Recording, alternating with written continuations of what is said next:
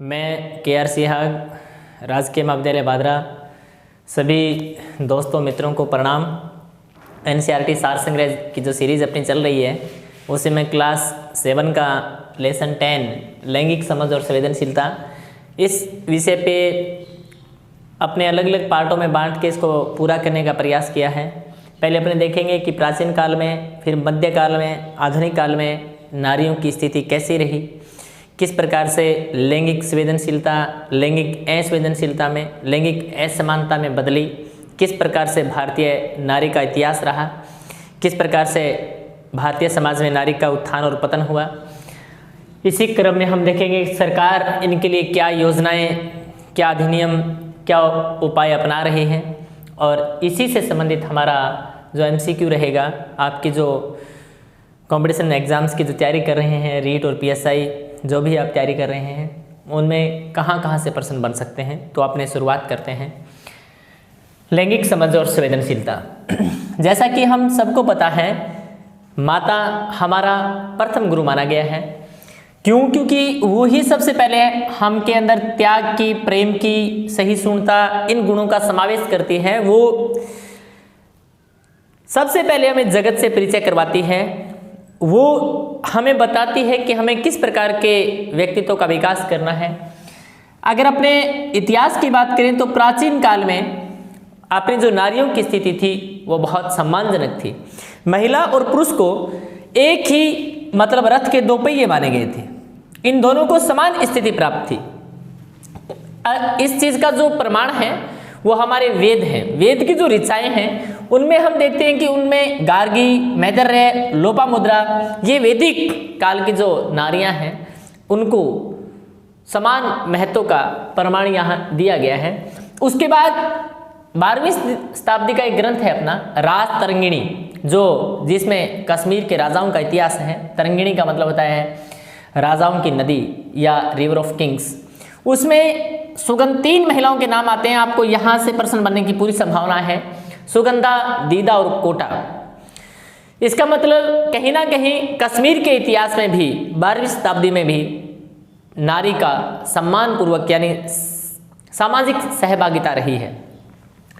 फिर हम देखते हैं कि मध्यकाल, यहाँ नारियों की जो स्थिति थी वो सबसे ज़्यादा दयनीय और पतित हो गई। उसका कारण था, वो आपसे पूछ सकता है, बाहरी आक्रमण हुए, उससे जो नारी थी वो भयभीत हुई और समाज में उसको एक वस्तु की भांति माना गया और घर के 4 दीवारी तक ही उसको सीमित कर दिया गया। और ये डर था कि कहीं ना कहीं नारी का सतीत्व भंग ना हो जाए, इसलिए उसके बाल विवाह कर दिए गए। पति के बाद उसको सती प्रथा शुरुआत कर दी गई। नारी को पर्दे के अंदर रखा गया ताकि उसकी किसी भी प्रकार से भारी आक्रमणकारियों की उस पर नजर ना पड़े।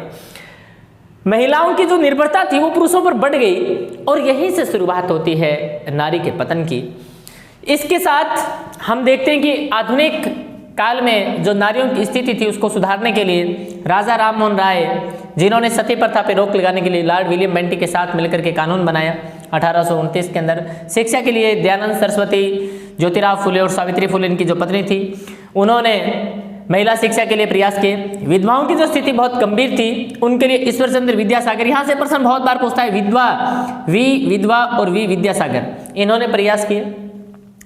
अब वर्तमान काल के अंदर अगर अपने बात करें तो एक होता है लिंग भेद और एक होता है लैंगिक भेद। प्रशासनिक सेवाओं में यहाँ से प्रश्न पूछता है। लिंग भेद है, ये जैविक घटना है, ये नेचर की घटना है, ये प्रकृति प्रदत्त घटना है और ये होनी भी चाहिए, क्योंकि प्रकृति ने नारी और नर को अलग अलग बनाया है, अलग अलग उसकी क्षमताएं और योग्यताएं दी हैं, उसको अलग अलग प्रकार का नेचर दिया है। जो काम महिलाएं करती हैं वो पुरुष, और जो पुरुष करते हैं वो महिलाएं अलग अलग ढंग से करते हैं उनके। तो ये लिंग भेद प्रकृति प्रदत्त है और इसको हम मिटा नहीं सकते। इस पे देश काल परिस्थिति का प्रभाव नहीं पड़ता। अगर शिशु को जन्म देने और दूध पिलाने का काम अगर अमेरिका की औरत करती है तो भारतीय औरत भी यही काम करती है। इसका मतलब देश काल परिस्थिति का इस पे कोई असर नहीं पड़ता, समाज का इस पे कोई असर नहीं पड़ता। दूसरी जो मेन जिस पे हमारा टॉपिक है संवेदनशीलता, लैंगिक संवेदनशीलता, वो ये है जेंडर। यहां इसका अर्थ है कि हम महिलाओं के साथ लैंगिक असमानताएं करते हैं, लिंग के आधार पर हम काम का असंगत बंटवारा करते हैं। भाई सिंपल सी बात है, लैंगिक असमानता, लिंग आधारित श्रम विभाजन। एक शब्द में हमसे कहें शाब्दिक अर्थ में लिखने के लिए, अब आरएस में 20 शब्दों में या 50 शब्दों में लिखना आता है। लैंगिक भेद किसे कहते हैं, लैंगिक संवेदनशीलता के बारे में, तो हमें लिखना है कि लिंग, या अपने लिखेंगे लैंगिक असमानता मतलब लिंग आधारित श्रम विभाजन है, वो ही लैंगिक भेद है। नर और नारी ये प्रकृति तय करती है, लेकिन नारी क्या करेगी, नर क्या करेगा, उसके क्या अधिकार होंगे, उसकी क्या सुविधाएं होंगी, इस चीज का निर्धारण समाज करता है। और इसके आधार पर, लिंग के आधार पर श्रम विभाजन होता है। महिला पुरुषों के अधिकार और कर्तव्य, अवसर की सुविधाएं, यानी जो आसान काम है, जो सुविधाएं हैं, वो तो पुरुष अपने हिस्से में बांट लेता है, और जो ये काम कठिन लगता है या जिसकी कोई वैल्यू नहीं है, वो महिलाओं पे थोप दिए जाते हैं। इस भेदभाव को ही हम कहते हैं लैंगिक असमानता। यानी ये, इसको हम रूढ़ियों से जोड़ देते हैं। इसका मतलब हमारी जो लैंगिक भेद है वो हमारी समाज की देन है, हमारी सामाजिक और सांस्कृतिक रूढ़ियों की देन है। अब यहाँ जिक्र किया गया है एनसीईआरटी में कि लैंगिक भेदभाव के क्या क्या रूप है वर्तमान में, तो इसके 3 रूप बताए गए हैं। पहला रूप है श्रम का लैंगिक विभाजन, यानी लिंग के आधार पर हम काम बांट लेते हैं कि ये काम महिलाएं करते हैं, ये पुरुष करते हैं। आपको मैं बता दूं, जैसे, और कई बार ऐसा होता है कि महिलाएं जो काम करती हैं उनका श्रेय उनको नहीं मिलता, उसका श्रेय पुरुष ले लेते हैं। जैसे अपने खेतीबाड़ी की बात करें तो खेतों में अधिकांशतः जो बुनाई कटाई का काम हो, चाहे बुनाई का काम हो, चाहे खरपतवार निकालना हो, ऐसा सारा काम आपने महिला कर ला रही है। अपन ध्यान है, पशुपालन महिला के बिना असंभव है। उसके बाद भी कहीं भी आप ये नहीं सुनते कि कृषिका है। आप समाज में ऐसे नाम दे दिए किसान, किसान शब्द आते ही हमें ये लगेगा कि पुरुष। इस प्रकार से ये जो शब्द का गठन किया गया है, ये जो सामाजिक और सांस्कृतिक शब्दावली रची गई है, यही है लैंगिक भेद। शिक्षा व काम का अधिकार, अपने को पता है आज भी अधिकांश इसके डाटा बोल रहे हैं कि महिलाओं को शिक्षा ना के बराबर दी गई है। अगर हम बात करें राजस्थान की साक्षरता दर की, तो देखो राजस्थान की कुल साक्षरता दर हम देख रहे हैं 66 यानी 66.17 ये है, और इसमें अगर हम पुरुषों की साक्षरता दर देखें तो 79.20, लगभग देखो 80%। महिला की देखें तो 52.10, यानी बहुत अंतर है। ये क्या दिखाता है, ये समाज की सोच दिखाता है। लिंगानुपात देख लो, 928, 1000 पुरुषों के पीछे 928 महिलाएं, ये क्या दिखाता है, ये हमारी पुरुषवादी सोच दिखाता है।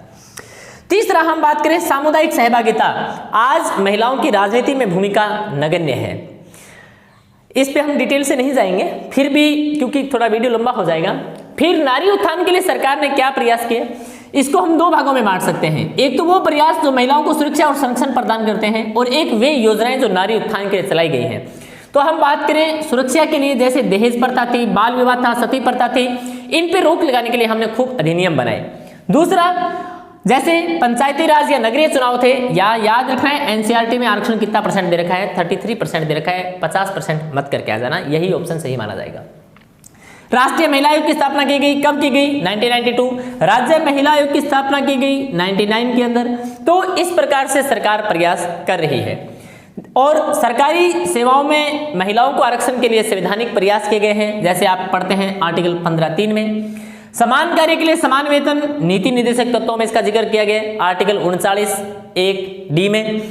महिला थाना, शिक्षा प्रोत्साहन, महिलाओं के लिए गार्गी पुरस्कार, साइकिल वितरण योजना, ये खूब सारे प्रयास, महिलाओं के प्रियदर्शनी अवार्ड, ये योजनाएं चलाई गई हैं।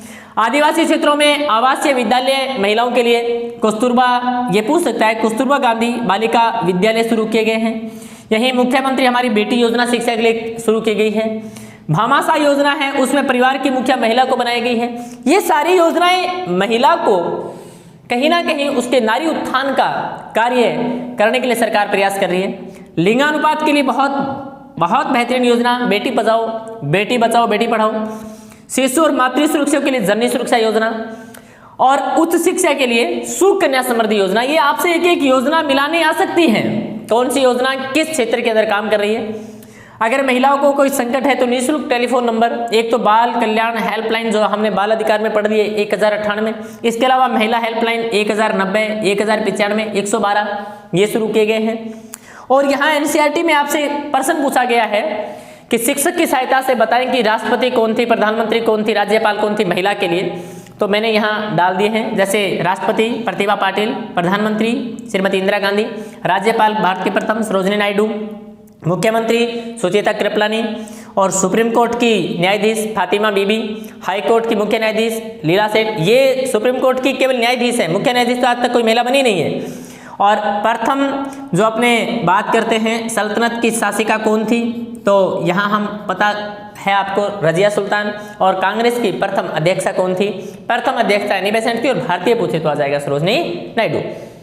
अब यहाँ से हमने एमसीक्यू तैयार किए हैं कि बालिक की प्रथम शिक्षक कौन होता है, मीराबाई का संबंध किस क्षेत्र से है, भामाशाह परिवार की मुखिया कौन होती है, सती प्रथा पर रोक के लिए किसने प्रयास किया, विधवा विवाह के लिए किसने प्रयास किया, शक्ति का प्रतीक किसको माना गया है, और राजस्थान का लिंगानुपात क्या है, राजस्थान की महिला साक्षरता दर कितनी है, लिंगानुपात हेतु कौन सी योजना चल रही है, आपको बहुत इंपॉर्टेंट योजना है, इस योजना को आपको पक्का यहाँ से प्रश्न पूछेगा, और राजतरंगिणी है उनके लेखक कौन है, यहाँ इसकी उत्तरमाला भी मैंने डाल दी है।